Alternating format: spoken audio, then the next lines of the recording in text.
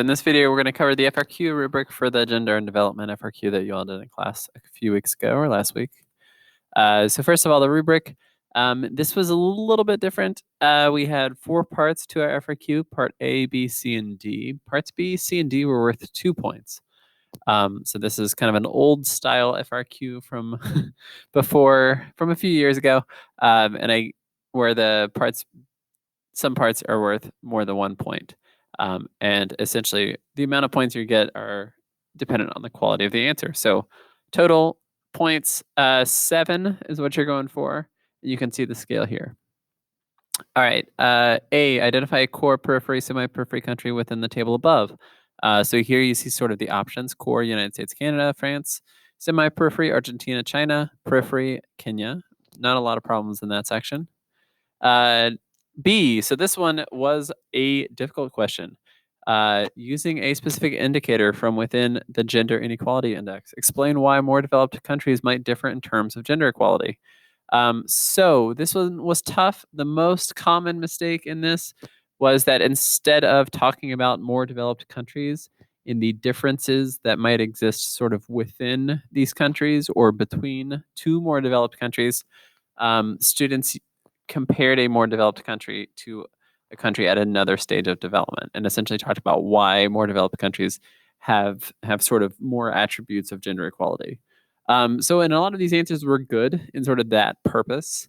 So what I did was sort of assign 1 point to those answers, because you're essentially giving a good explanation related to gender equality and understand the basic idea of sort of using an indicator from within the GII to talk specifically about sort of improvements in gender equality, but didn't actually apply it at the correct sort of level that I was looking for.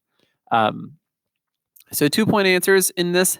A student successfully described an underlying issue, such as lack of access to healthcare, income inequality, lack of political participation of women, gender roles, things like that, and used an indicator from the GII to prove. So this was a pretty high bar. We didn't have a whole lot of 2s in this section.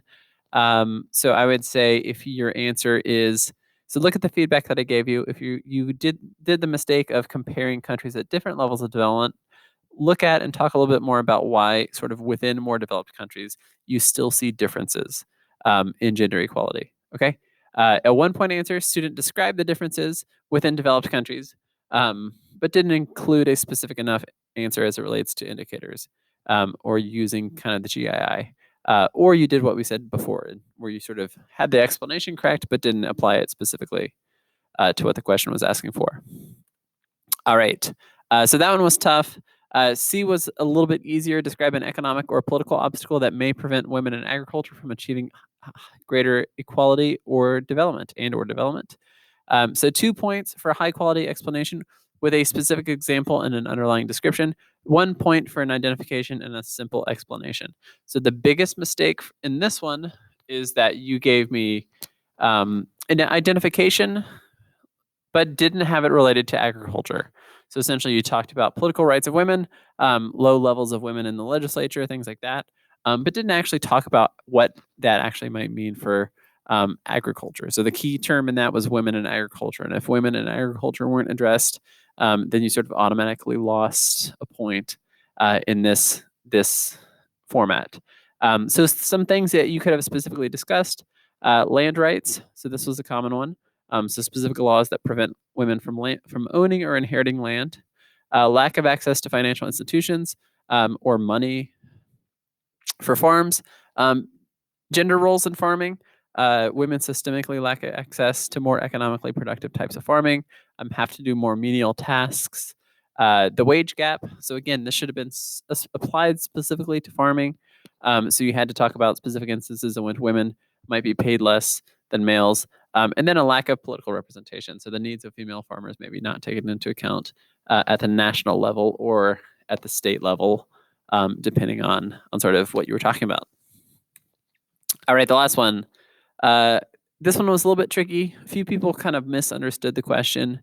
This one was asking you to choose one of the measures above and describe why they represent an incomplete view of development.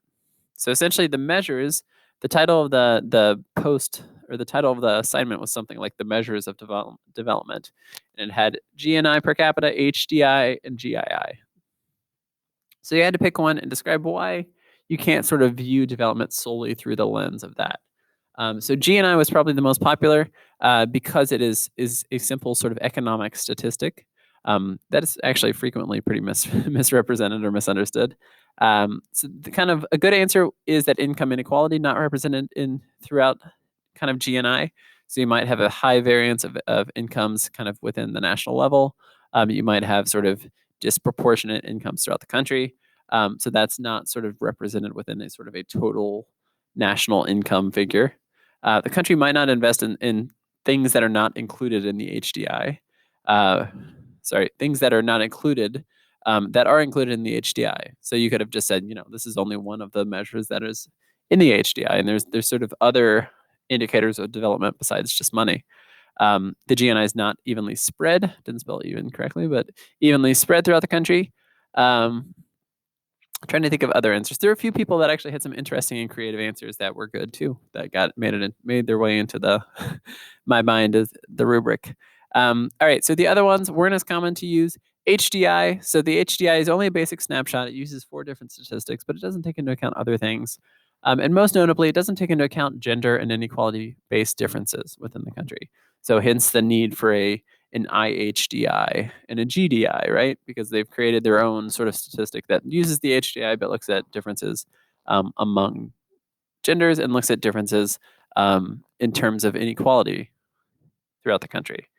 And the last one, GII, the Gender Inequality Index. For me, the biggest issue is this is not really even the purpose of the statistic. It's not really meant to measure the overall development of the country. That said, gender equality frequently correlates pretty heavily with development. We see most of the places in the world that have high levels of gender development or gender equality have high levels of development as well. But it's not meant. It's meant to kind of capture specific measures related to quality of women. So things like the adolescent birth rate and the maternal mortality rates, they are, obviously correlated to development in a lot of ways, but are really meant and targeted to look at inequalities in healthcare, inequalities in education, things that are specifically affecting women too. So while development is certainly there, it's not quite the point of the statistic, I guess. All right, thanks.